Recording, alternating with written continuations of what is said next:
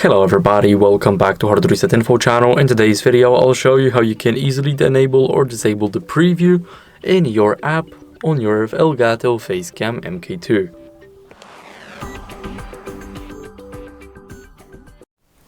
So first, what we need to do is open up the camera hub, and now we need to click on this little icon here to disable the preview.